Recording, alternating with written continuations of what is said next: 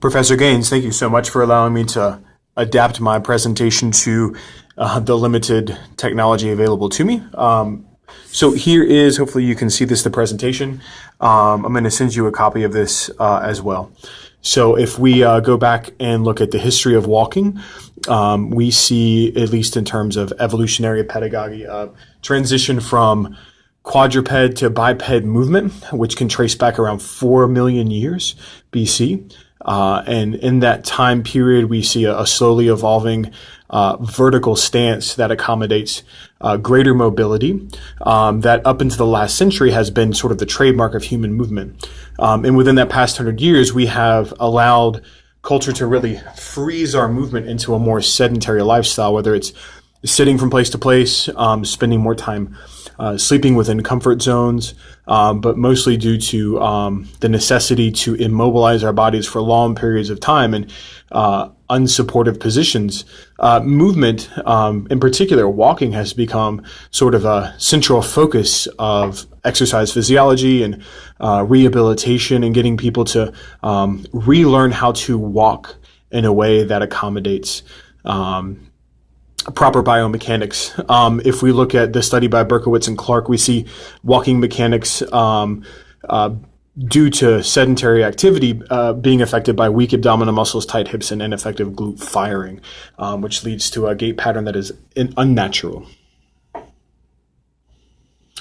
So when we look at what are the goals of walking, obviously navigating gravity sets the tone early for all the developmental cues at a very young age, particularly in the last sort of part of development, the last year. We look at some of the arch development and standing, some of the finding the heel and moving around, and really learning to find out how to navigate our mass and gravity.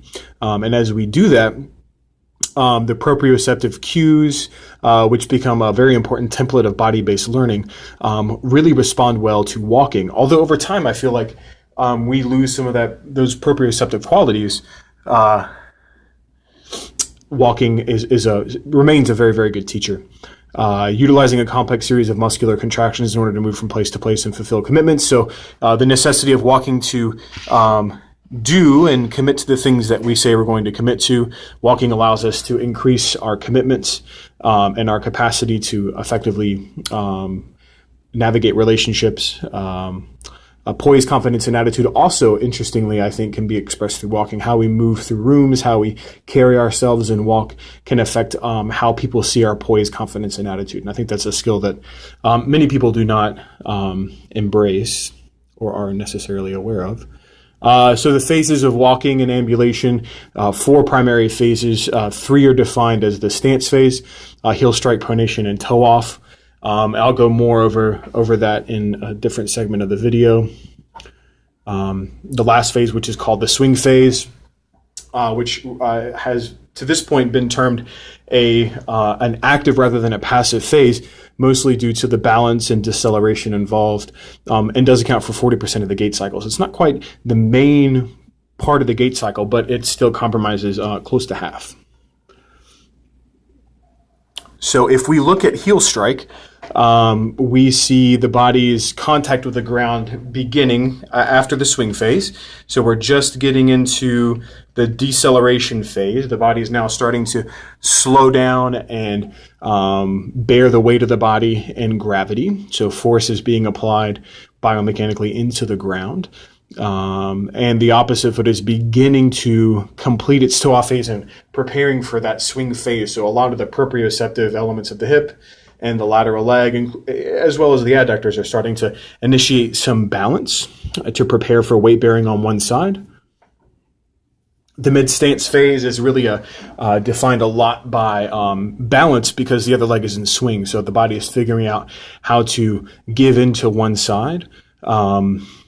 So transfer of weight into the standing foot requires increased balance and load distribution through the inner arch. So, we look at balance, but we also look at weight distribution through that foot. They're both very, very important elements to proper walking. And a lot of the concentric load, the pedal stabilizers of the foot, some of the deeper quadratus plantae muscles, and you get into some of the strong inverters of the foot, such as tibialis posterior. And actually, if we go back to heel strike, we need to look at the muscles here. The body concentrically is really depending on, let's see, hip flexors, TFL, psoas, rectus femoris, as well as the knee flexors. And obviously in heel strike, the foot is in dorsiflexion. So all these muscles are concentrically loaded and really taking an evaluation of the gravitational space.